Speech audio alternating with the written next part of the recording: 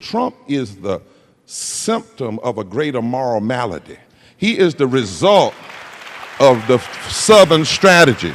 This that began in 1968 when the Poor People's Campaign was assassinated. He is the result of people still being able to use fear and pit white poor people and black poor people against one another who ought to be allies. And that's always been a deliberate. But we've got to speak to that. And if we're going to have civil disobedience, let it be around not just individuals. You know, for instance, if we're going to talk about race, I'm so tired of when people say, we're talking about racism, let's talk about Roseanne Barr's word. Forget Roseanne Barr's word. Racism is when you deny voting rights and won't restore the Voting Rights Act. That's racism. You know, racism is when you try to put racist judge on the federal bench like they're trying to put Tom Farr. Let's talk about this, that every state that has passed racist voter suppression law since 2010, before Trump was thought about, 23 states have done that. Every state that had passed voter suppression law targeted at black and brown people have, once people got elected using racist voter suppression, once white extremists who call themselves Republicans got elected using racism, racialized voter suppression, once they got in office, they passed laws that hurt most of the white people. So that's a common, every state that suppressed the vote denied Medicaid expansion. Yep. The majority of the people that benefit from Medicaid expansion are white. Every state that suppressed the vote passes policies that hurt the poor. There are 140 million poor and low-wealth people in this country. 73% of them are women and children. The majority of them are white. That's 43.5% of our country is poor and low wealth. Every state that passed voter suppression laws also denied living wages. The majority of the people working below living wages are white. The majority, as a matter of their race, a black percentage of their race, but in raw numbers, right? In raw numbers. So there's a direct line from racism to economic injustice. And I ask people, how could you trust Trump, who is a racist, and think he was going to do right by workers? If you scratch a liar, you find a thief. If you scratch a racist, you find somebody that's against working people, that's against economic progress, that is against America.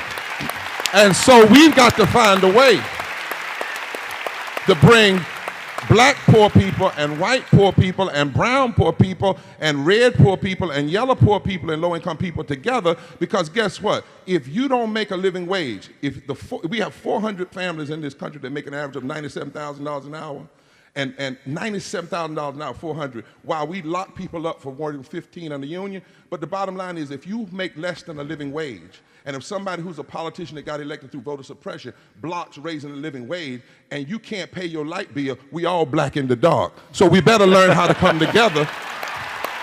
You see what I'm saying?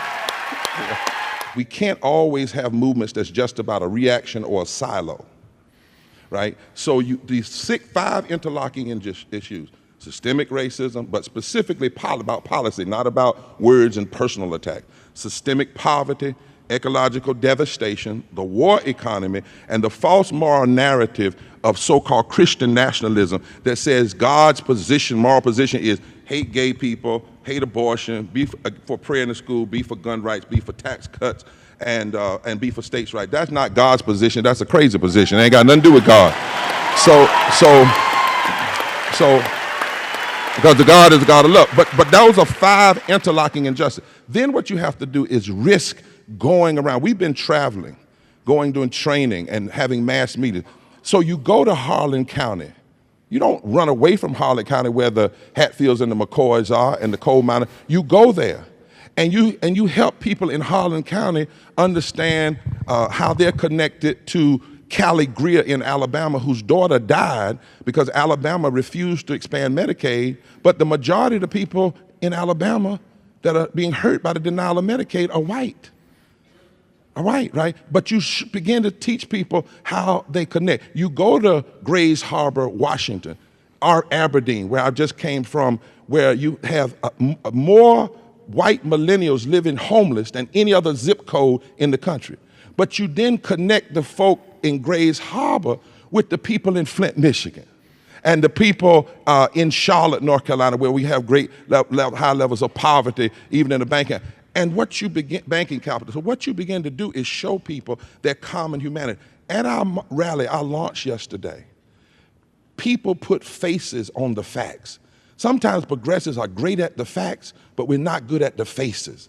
So we had black and white and brown and red and yellow and gay and straight and young and old and Christian and Muslim and Jews and even agnostics and atheists, but they were linked together by this common moral theme, and that is everybody has a right to live.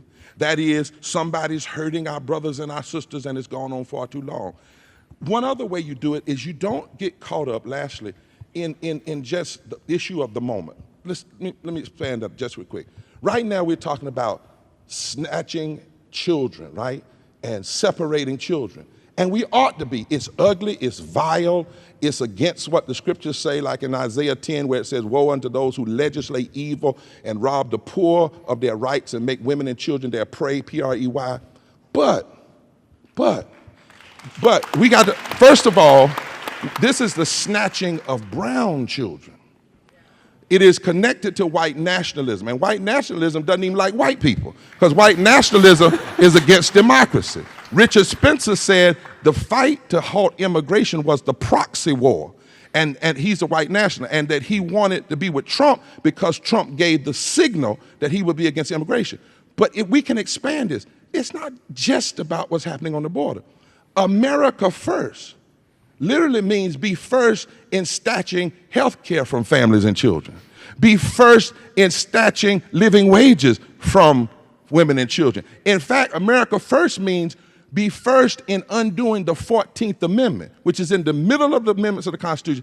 And if you undo the 14th Amendment, equal protection under the law for every person, that hurts all people, regardless of color. So when we can expand these issues, then we can find our commonality. And we can find our humanity. And we can say that we are refusing to allow not just the destruction of the Republican Party or the destruction of the Democratic Party, but the destruction of the soul and the heart of America itself. And we're not going to give up on America. We're not going to give up on America. Reverend Barber, thank you so much for joining us.